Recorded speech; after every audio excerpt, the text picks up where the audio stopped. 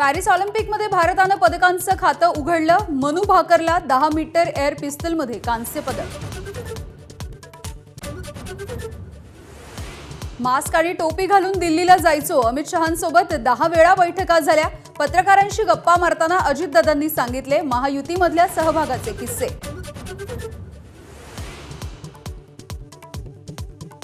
भाजपची 288 जागा लढण्याची तयारी, पण महायुतीत मिळतील तेवढ्या जागा लढवू, चंद्रकांत पाटील यांचं वक्तव्य।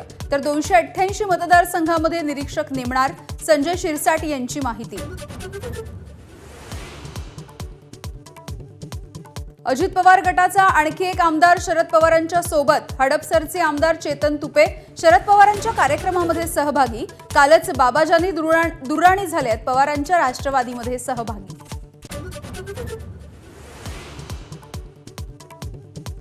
पंकजा मुंडे, मिलिंद नार्वेकर, भावना गवळी यांच्यासह 11 नवनिर्वाचित आमदारांनी घेतली विधान परिषदेच्या सदस्यत्वाची शपथ। भावना गवळी म्हणाल्या जय एकनाथ, नार्वेकर म्हणाले ठाकरे कुटुंबाचा आभारी। पुण्यामधल्या सिंहगड परिसरामधल्या पूरग्रस्त भागाला राज ठाकरे यांनी दिली भेट। एकता नगर आणि निंबज नगरमधल्या पूरग्रस्तांची केली विचारपूस। कोल्हापूर जिल्ह्यामध्ये अतिवृष्टीमुळे पूर परिस्थिती, ऊसाच्या पिकामध्ये पुराचं पाणी, तर कोवाड बाजारपेठेमध्ये पाणी शिरल्यामुळे दुकानांचं मोठं नुकसान।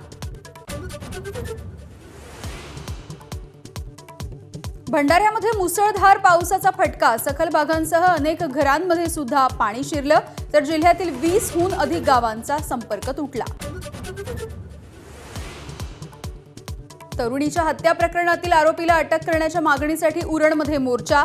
लव्ह जिहादचा प्रकार असल्याचा भाजपचे नेते नितेश राणे आणि प्रवीण दरेकर यांचा आरोप।